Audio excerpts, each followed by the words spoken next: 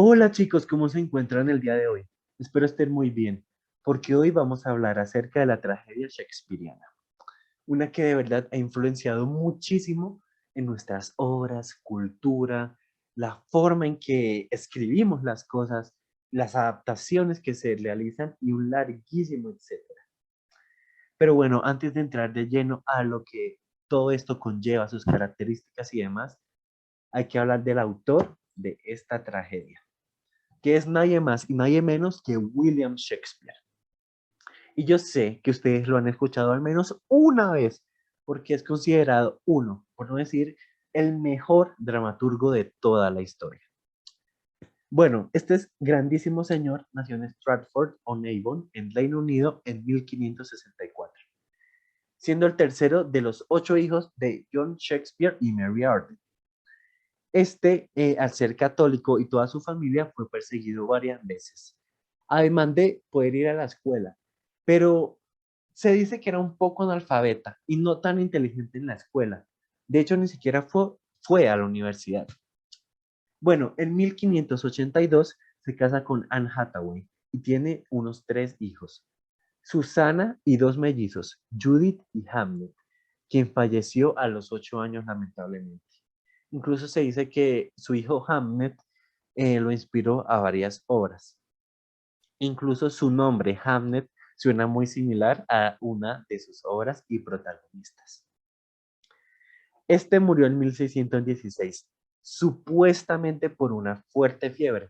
Y digo supuestamente porque no hay tanto registro de qué fue lo que le pasó, pero según investigaciones y ciertos detalles, pues se ha llegado a esta conclusión. Cabe resaltar que hay muchas cosas que van a ser así. Por ejemplo, fechas que no se sabe exactamente cuándo escribió o terminó de escribir. Entonces, pues está distintas fechas y demás, pues van a estar señaladas para que sepan aclarar, pues cuándo es exacto y cuándo no se sabe exactamente cuándo fue. Bueno, aquí hay una curiosidad que quería decirles. En su tumba, él dijo que le pusieran, buen amigo, por Jesús, abstente de cavar el polvo aquí encerrado. Bendito sea el hombre que respete estas piedras, y maldito el que le mueva mis huesos. Esto lo hizo porque pues en la antigüedad pues saqueaban mucho las tumbas, sobre todo para buscar joyas o algo que se metían los muertos. Entonces, claro, él hizo eso para que pues no lo descubrieran. Es más, se dice que incluso en su tumba hay escritos inéditos, obras inéditas que nadie conoce, pues como nadie ha abierto su tumba por miedo a esta supuesta maldición, pues no se sabe. Está en su interpretación decir si es real o no. Pero pues lo pongo porque es curioso ver como su personalidad, algo que también pues se ve lo pícaro y sátiro en algunas de sus obras. Bien, ahora que conocemos quién es este gran señor, hay que ver cómo inició en el teatro y el drama. Y es que Shakespeare llegó a Londres en 1588. Y no es hasta que llegó a Londres que fue e inició su vida como dramaturgo, logrando un gran éxito gracias a la compañía en la que estaba, Chamberlain's Men, que por cierto luego fue conocida como King's Men, donde hizo varias amistades e incluso hizo obras con varios de estos compañeros. A sus 25 años, hasta sus 25 años, no fue que escribió su primera obra de teatro, Enrique VI, primera parte, ya que hay varias partes después. Y esto fue alrededor de 1589 a 1590. Pero no gana completa popularidad hasta 1593, donde escribe los poemas Venus y Adonis, que fue muy bien acogido por el público en general. Y de hecho, en este poema se empieza a ver el favoritismo que le tiene Shakespeare a las historias de amor y pues cómo se va construyendo eso de tragedia, que vamos a ver a continuación, sobre todo en estas grandes 3 obras. Bueno, cabe resaltar que Shakespeare escribió entre 1590 y 1613 sus obras más famosas, que fueron al menos 37 obras de teatro conocidas, y en las que algunas colaboró con otros compañeros, por ejemplo. hay que hablar primero de Romeo y Julieta. Probablemente la obra más famosa de Shakespeare y una de las más famosas de la historia, contando la historia de un amor prohibido entre Romeo y Julieta, ya que sus padres, bueno, padres, mejor dicho, familias, se odian entre sí y cada vez que se ven empiezan a pelear con sus espadas.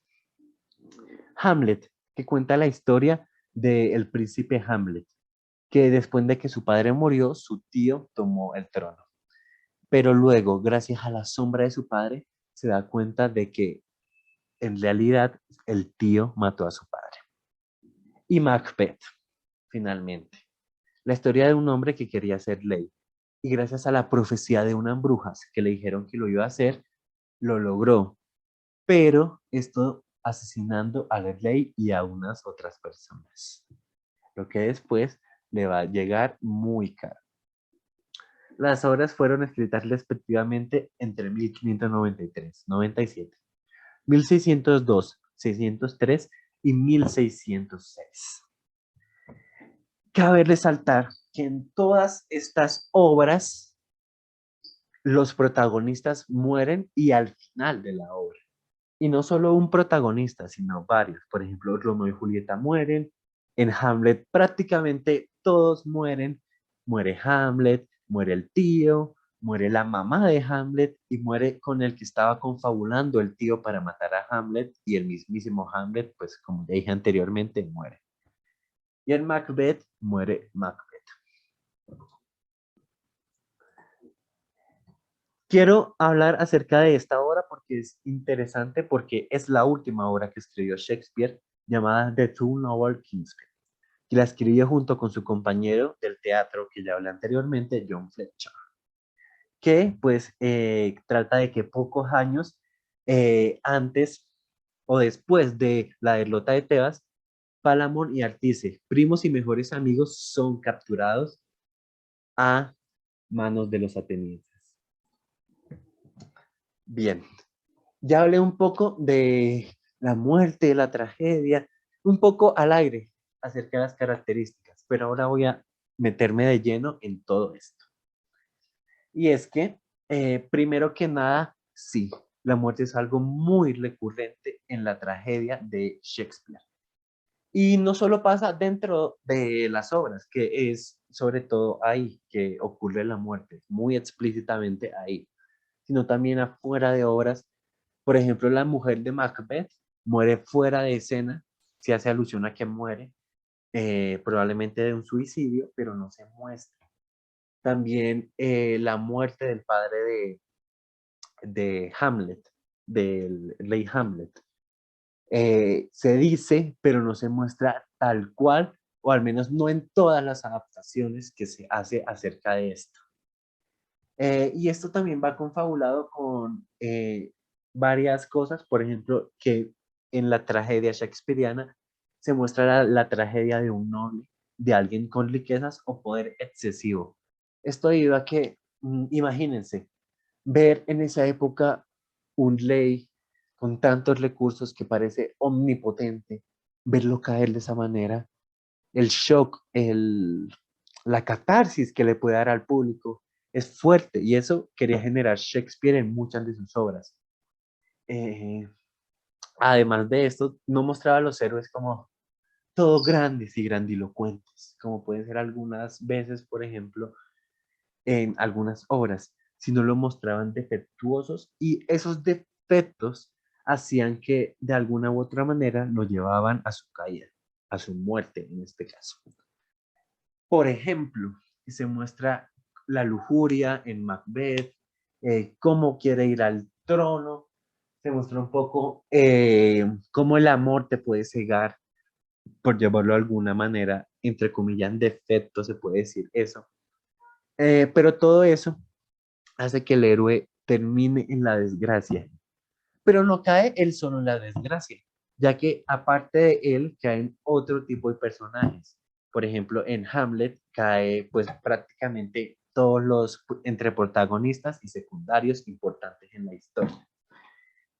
Y es esto la importancia de los protagonistas, los secundarios y todos los personajes que están, lo que también vuelve rica la tragedia de Shakespeare, ya que no se centra solo en el protagonista, sino que los demás personajes van construyendo todo el terreno para que al protagonista pues le pase lo que le pase al final, su muerte sobre todo, las presiones externas que se dan, que el conflicto entre familias, que la muerte, que pues lo que puede dar la presión, que la lujuria, que el contexto social en que se vive, todo esto da para que el héroe al final termine en la desgracia. Bueno, también cabe resaltar que muchas de estas obras que escribe Shakespeare son gracias a temas históricos o relatos populares. Hamlet y Macbeth son escritas no, sino son dadas por leyes o príncipes, la jerarquía que vimos anteriormente, que los protagonistas eran normalmente de una jerarquía alta. O temas históricos como Enrique VI, que es la historia pues, de un rey que de verdad existió, por ejemplo.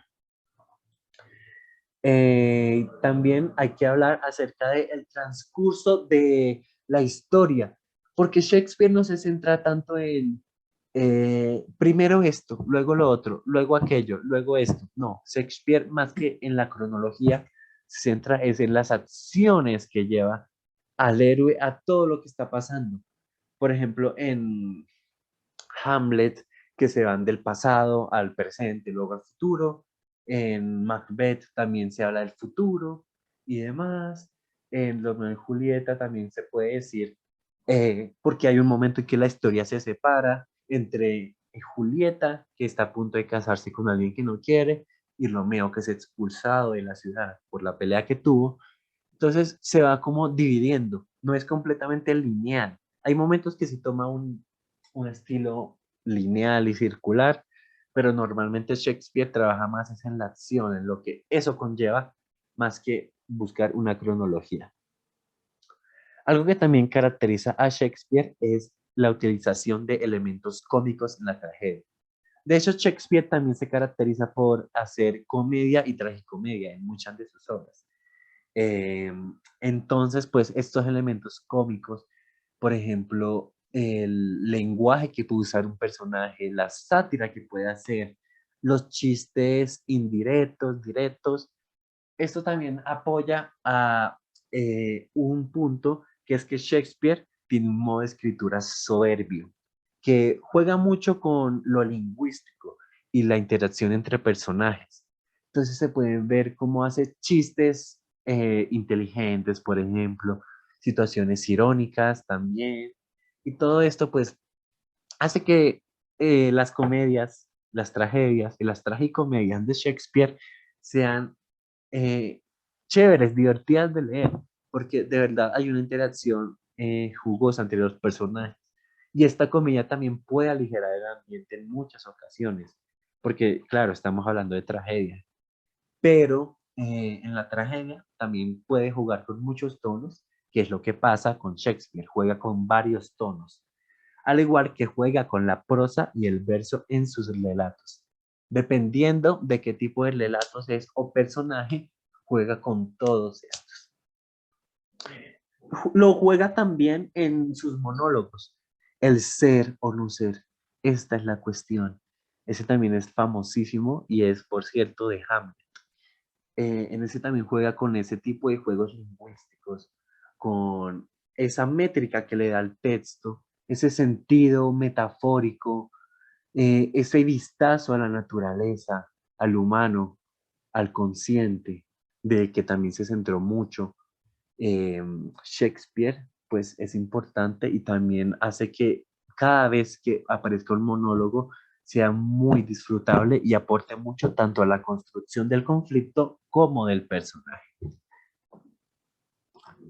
Pero bueno, en todas estas características, sí, están ahí, pero ¿cómo Shakespeare pone todo eso en la mesa, o mejor dicho, en la hoja para hacer de sus tragedias interesantes y pues que tengan sentido al fin y al cabo? Y es que sus obras tienen una estructura que es la siguiente. Aquí podemos ver un cuadro en el que muestra más a profundidad cómo es, y es que se divide en prótasis, que es la introducción de todo lo que va a pasar, epítasis, que es como tal el desarrollo de la historia, todo lo que pasa, y la catástrofe, que es pues la catástrofe del héroe y cómo todo termina al final. En la prótesis tenemos primero el prólogo o exposición, donde se presentan los personajes, las situaciones, el qué está pasando y el cómo se va a desarrollar el tono y el conflicto. Para ya en la epítasis entrar como tal al conflicto, donde la acción asciende, más o menos. Voy a explicar esto con la historia de Romeo y Julieta. Bien, empezamos con la prótesis. En el prólogo o exposición podemos hablar de que Romeo y Julieta se encuentran en una fiesta y se aman apasionadamente. Y en este prólogo también se nos habla de que las familias se odian. Entonces tenemos dos puntos importantes. La familia de Romeo y Julieta se odian y Romeo y Julieta se aman. Entonces plantea una situación interesante y ya sabemos por dónde va a ir la cosa. En la epítasis, cuando ya empieza a ascender la acción, cuando empieza el conflicto, pues es todo eso de que Romeo y Julieta ocultan pues lo que sienten, porque tienen miedo de todo lo que va a pasar, y la acción va ascendiendo tanto, tanto, tanto, que llega un momento en el que Romeo mata al primo de Julieta, porque pues el primo de Julieta mató al amigo de Romeo en uno de esos arrebatos de ira por los conflictos de su familia. Entonces, eso hace que expulsen a Romeo de la ciudad, ya que el ley de la ciudad no quería más conflictos, y Romeo se va.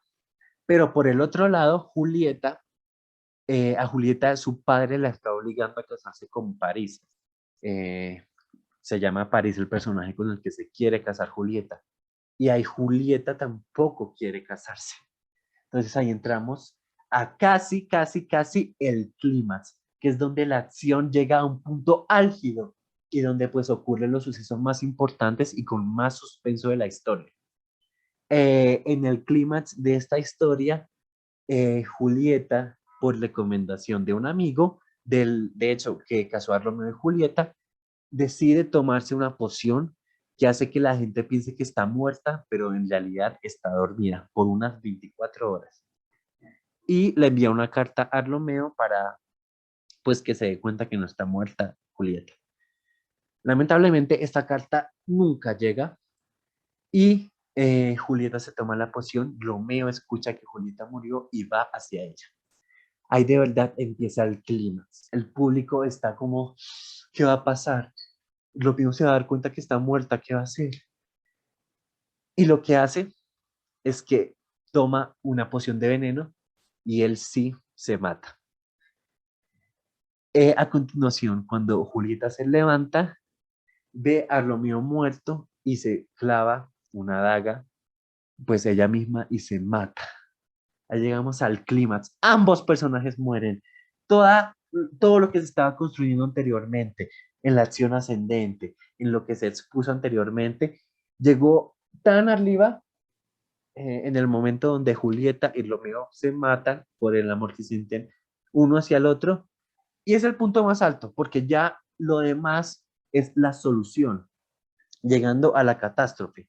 La catástrofe, como ya vimos, es la muerte de Romeo y Julieta. Entonces la acción empieza a caer.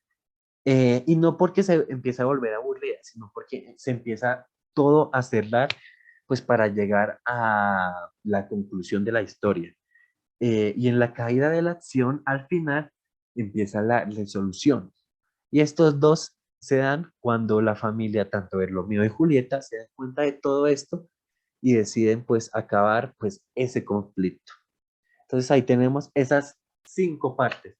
La exposición o prólogo, acción ascendente, el clímax, la caída de la acción y la resolución de toda lo que se planteó en la obra.